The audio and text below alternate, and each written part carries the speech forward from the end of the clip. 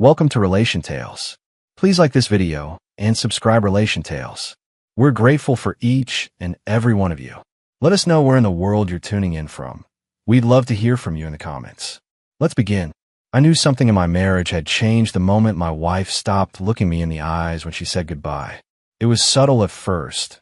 A quick hug instead of a kiss, her hand slipping away too fast, her smile not reaching her eyes.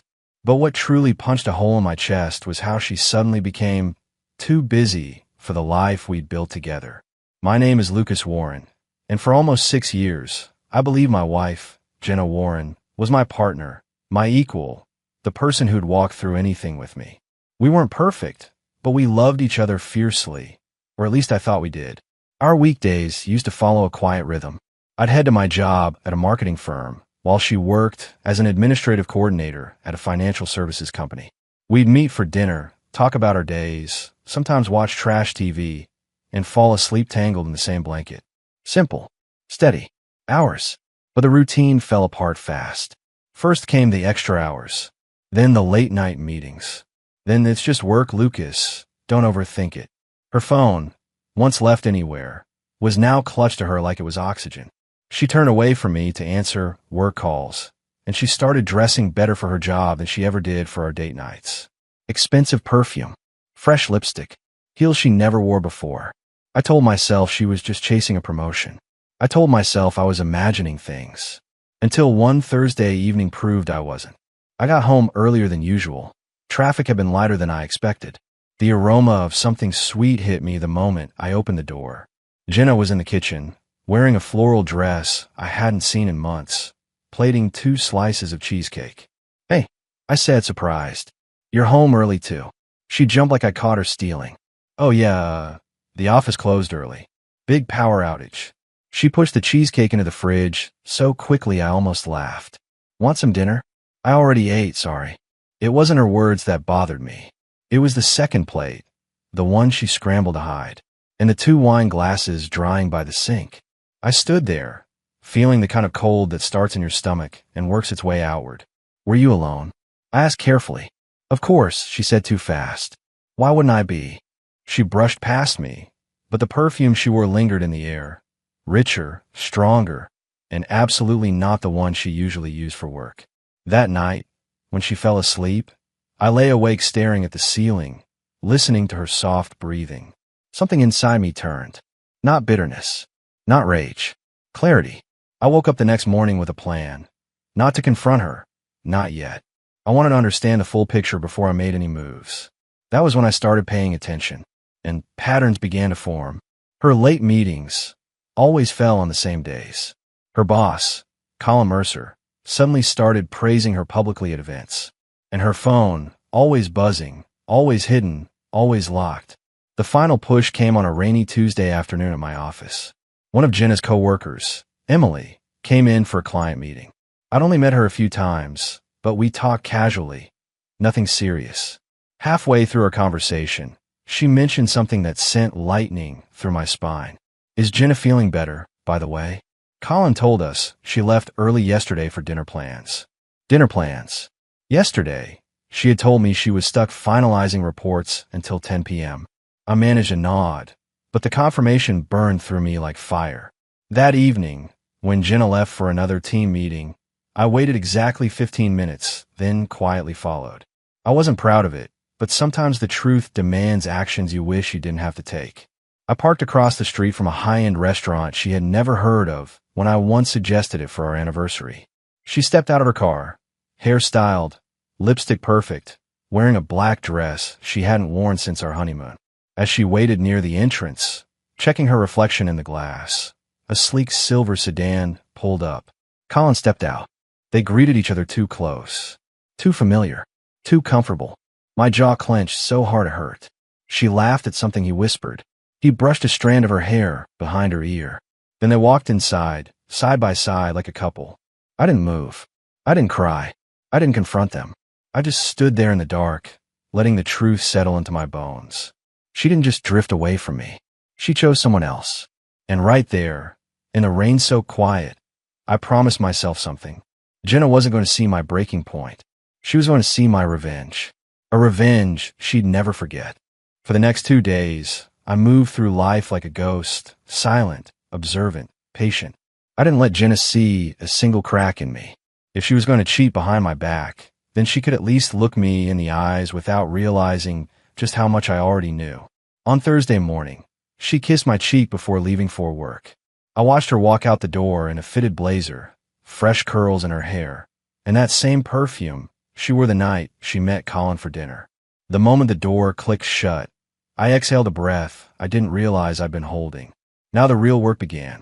I spent the next few hours gathering information, not by snooping through her phone or reading her messages, but by observing her patterns, her routines, her excuses. I even called in sick from work, knowing I needed time to put pieces together carefully. I started with her schedule. Every week, she had meetings on Tuesday, Thursday, and sometimes Sunday evenings. Every time she got ready, it was the same pattern. Nice dress, light makeup, subtle perfume. The version of Jenna I used to see on our date nights. The version I thought she stopped being because life got busy. She had simply given to another man. By 2 p.m., I was done lying to myself. Done being the guy who waited at home while my wife built a second life behind my back. I drove downtown and parked near her office, staying far enough away not to be seen. I wasn't there to spy. I was there to confirm what my gut already knew. Around 5:30, I watched her walk out of the building. She didn't look drained or stressed like she claimed after those late meetings. She looked excited, nervous, even. She checked her reflection in the window of a parked car, fixing a strand of hair, smoothing her blazer. A few seconds later, Colin came out too, and again, they gravitated toward each other like magnets. He leaned in, whispering something that made her smile. He touched the small of her back as they walked toward the crosswalk. My chest tightened, but not from heartbreak anymore. From resolve. As they took off down the street, laughing, I stayed by my car, the evening wind brushing against me. I wasn't interested in following them. I didn't need to see anything more. I had seen enough. On the drive home, my mind was steady, clear, focused. If Jenna was going to betray me, I wouldn't explode. I wouldn't beg. I would plan. That night, she came home late again, 11:15 p.m. this time. I was sitting on the couch, pretending to watch TV. She smelled like a restaurant. She didn't see the tightening in my jaw. She didn't see the fire in my chest. "Hey, babe," she said lightly. "Sorry, rough day. I'm starving. Did you eat?" "Yeah," I replied, my tone calm. "Long day for me, too." She slipped off her heels and walked to the kitchen. I watched her open the fridge and grab leftovers. My leftovers, which I'd cooked earlier. "You okay?" she asked, glancing over her shoulder. "Fine," I said with a smile. "Just tired." Her eyes lingered on me for a moment, as if something in my tone felt different. But she brushed it off quickly, heating the food and humming softly to herself. Her comfort sickened me, not because she was relaxed, but because she genuinely believed I was clueless.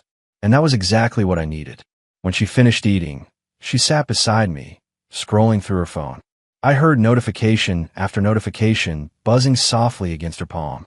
She never once turned the screen my way. Around midnight, she said goodnight and went to bed. I waited until her breathing evened out before getting up and stepping into the living room again. I pulled out my phone and sent a message to someone who had more reason to hate Colin than anyone else. "Hi, you don't know me, but I think we need to talk about our spouses." It was directed to Colin's wife, a woman named Lydia Mercer.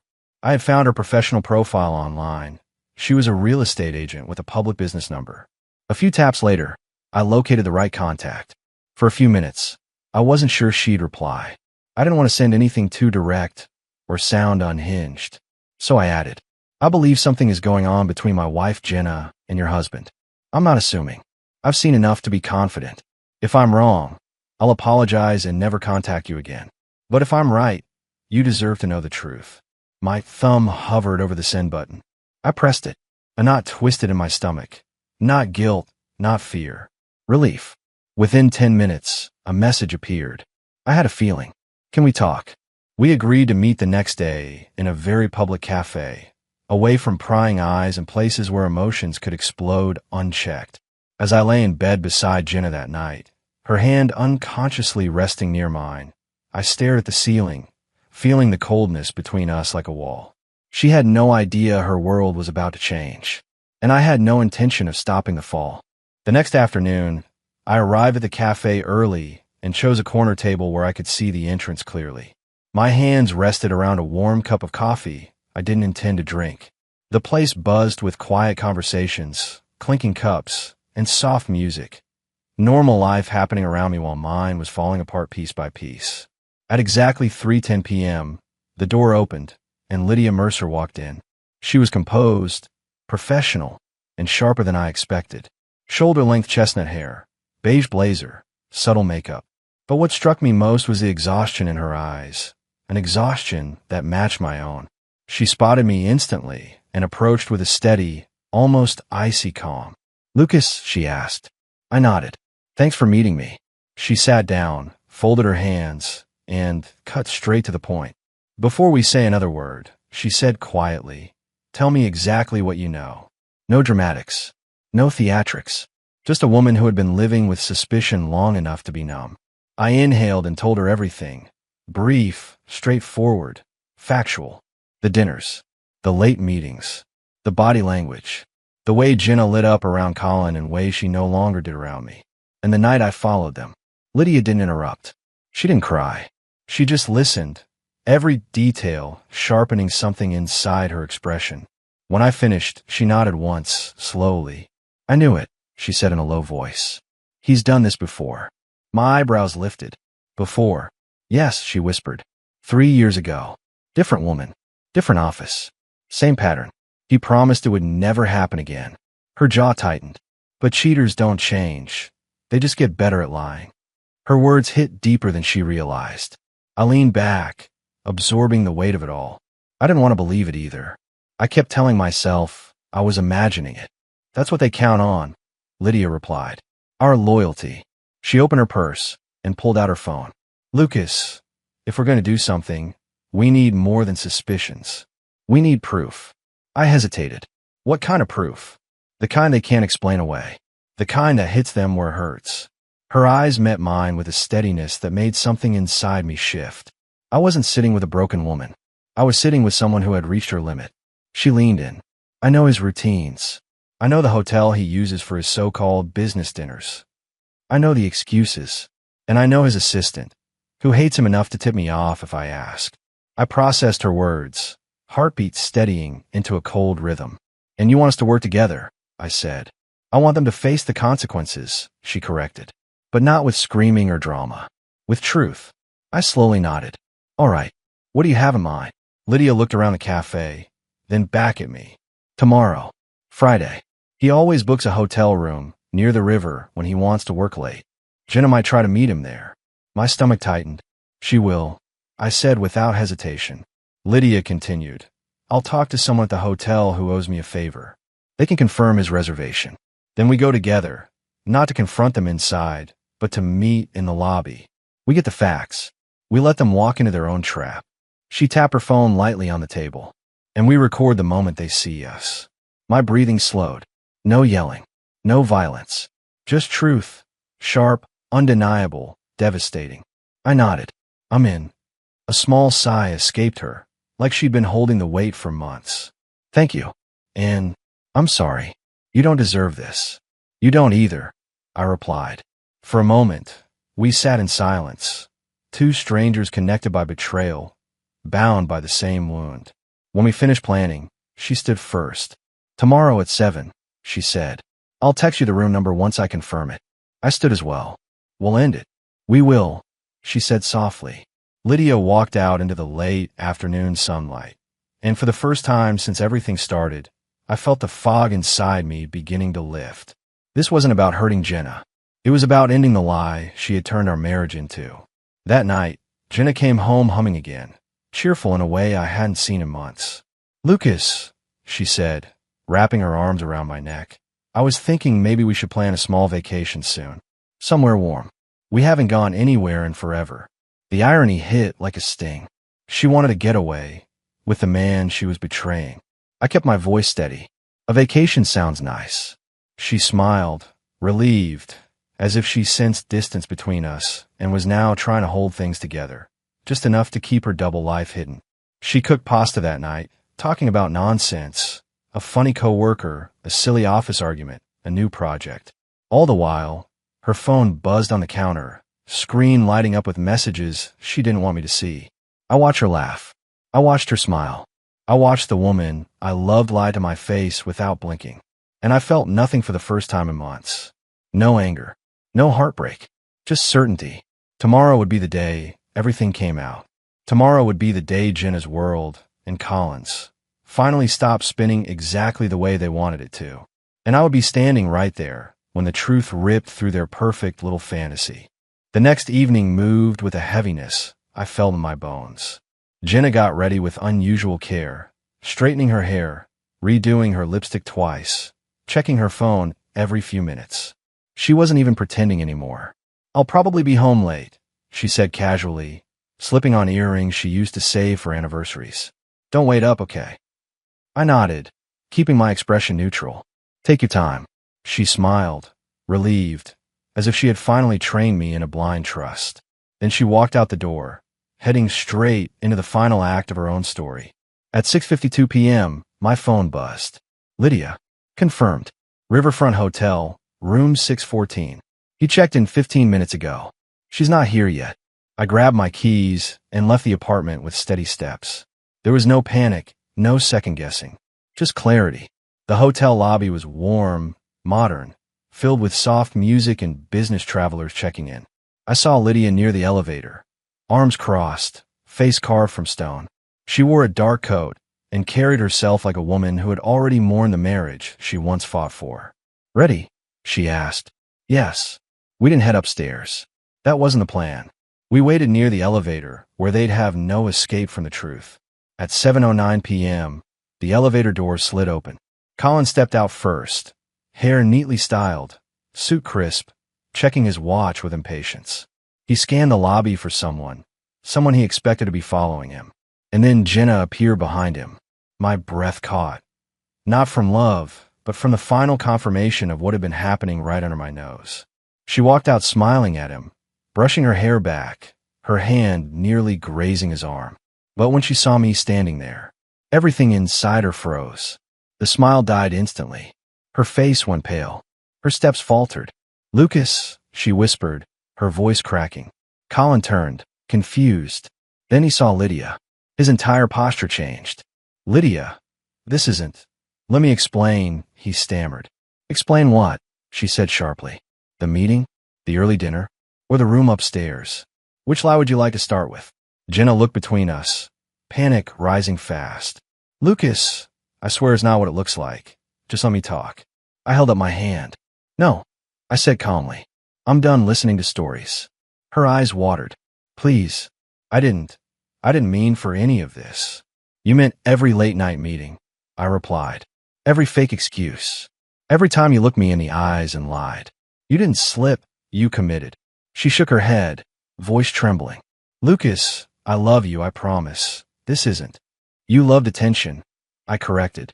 "And you loved the excitement. But you didn't love me enough to be honest." Colin tried stepping forward, but Lydia blocked him with sharp glare. "You can save it," she said coldly. "I'm done being embarrassed by a man who keeps repeating the same behavior." People in the lobby had begun to notice, though no one intervened. It wasn't loud. It wasn't messy. It was simply truth unraveling in public. Jenna reached for my arm. "Lucas, please don't do this here. Let's just go home and talk. I'll fix this." But I stepped back. "There's nothing to fix," I said quietly, "because I'm not staying in a marriage built on lies." Her breath hitched. "You're leaving?" "No," I answered. "I already left the moment you chose someone else." Lydia placed a folder on the counter beside us. "I'll have the paperwork sent to both of you," she told Colin. "You won't need to bother coming home tonight." Colin's shoulders sagged. Jenna's eyes filled with raw desperation. "Lucas, please don't walk away. We can work through this. I'll quit the job. I'll do whatever you want." But she had already made her choices, and I had finally made mine. "I hope you find whatever it was you were searching for," I said softly. "But it won't be with me." Then I walked out of the hotel lobby. The cool night air hit my face like a rebirth. Not relief, not triumph, just freedom. Behind me, Jenna called my name, but her voice sounded far away, fading into the city noise. For the first time in months, I felt steady. clear, whole. Loyalty deserved loyalty. Honesty deserved honesty. And betrayal deserved consequences. My story with Jenna was over. But my life, my real life, was just beginning.